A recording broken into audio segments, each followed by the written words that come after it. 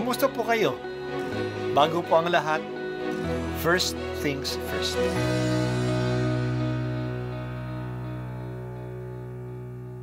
Good morning po. Sinisimulan po natin ngayon ang first things first.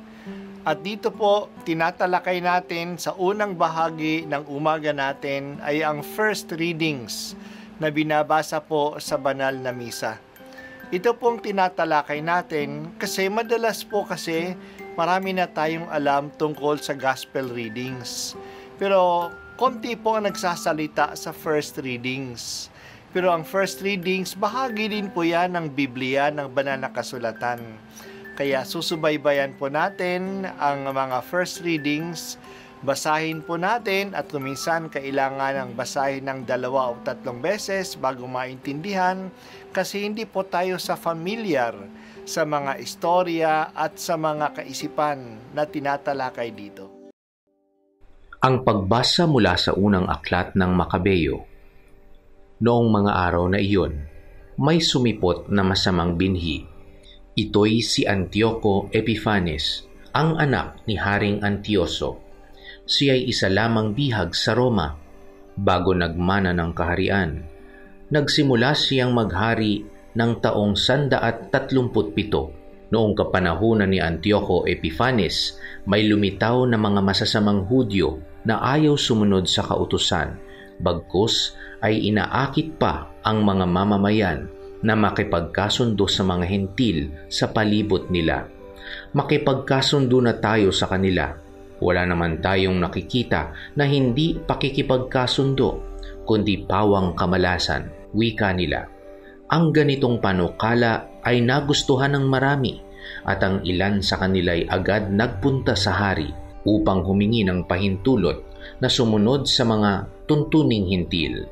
Pumayag naman ang hari. Nagtayo sila ng isang malaking palaruan sa Jerusalem, alinsunod sa kaugalian ng mga hintil. Gumawa sila ng paraan para mapawi ang bakas ng kanilang pagkatuli, at pati ang banal na tipan ay kanilang kinaligtaan. Ano pat nakiisa na sila sa lahat ng masasamang gawain ng mga hintil. Ang hari ay nagpalabas ng isang kautusan para sa buong kaharian. Iniutos niyang maging isa ang tuntunin ng bansa, kaya't ipinagbawal niya ang dating kautusan at ang relihiyon. Lahat ng hintil ay sumang-ayon at marami ring Israelita ang sumunod.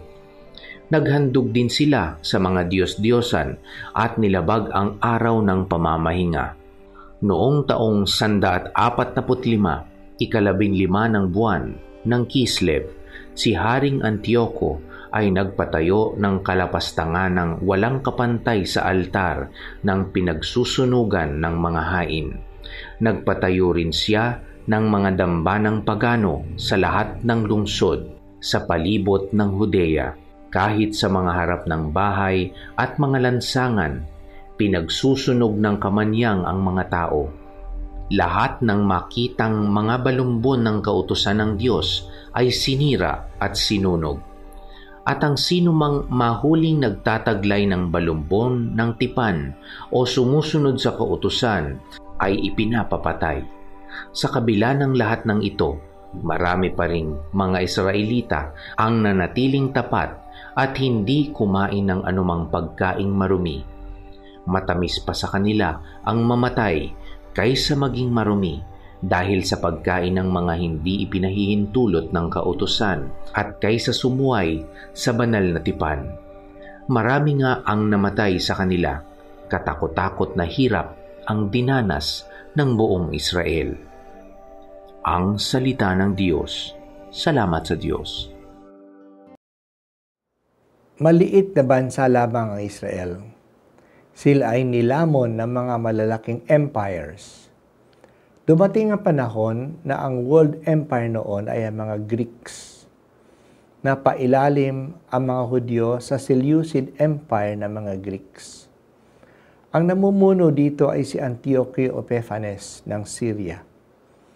Ang empire ng mga Seleucids ay binubuo ng maraming mga bansa at maraming lahi na may iba't ibang paniniwala. Ibig ng hari na pag-isahin ang lahat sa ilalim ng Greek culture at Greek religion. Hellenization ang tawag dito. Gawin ang lahat ng tulad ng mga Greeks. May mga Hudyo din na sumang-ayon dito. Ibig nila na sumunod sa uso. Kaya sumunod sila sa mga kagawian ng mga Greeks.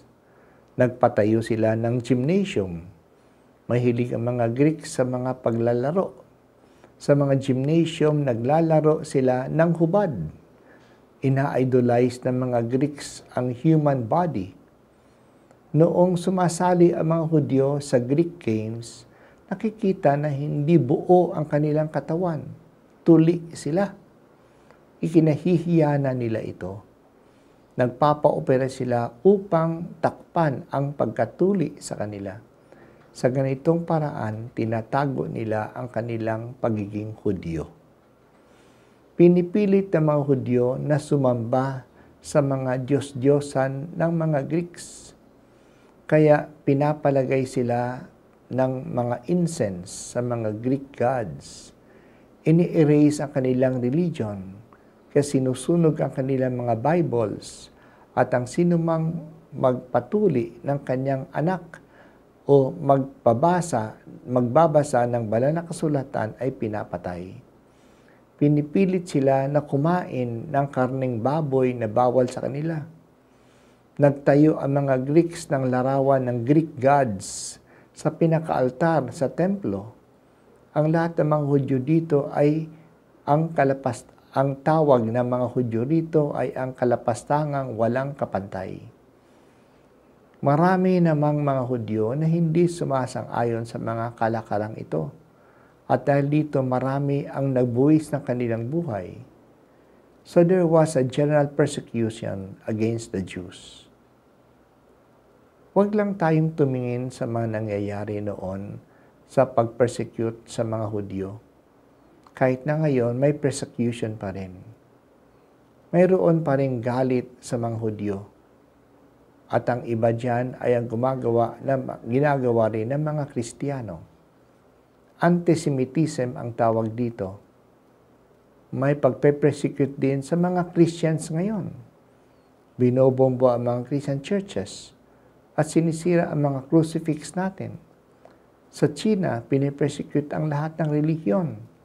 Mga Muslim, mga Kristiyano, mga Buddhist, parang gawing in-check ang lahat. Nang ibig sabihin, maglingkod lang sa Chinese Communist Party. Mayroon ngang persecutions, ngunit marami rin ang naninindigan sa kanilang relihiyon na handang mag-alay pati na ng kanilang buhay para sa kanilang paniniwala. Magpakatatag tayo. Pahalagahan natin ang ating pananampalataya. Marami ang nagbubuhos ng kanilang buhay para dito. O Panginoong Diyos, tanggalin mo ang anumang uri ng religious persecution. Sana igalang ang lahat ng maniwala ayon sa kanilang konsyensya at hindi sila pagbawalan na magsamba ayon sa kanilang paniniwala.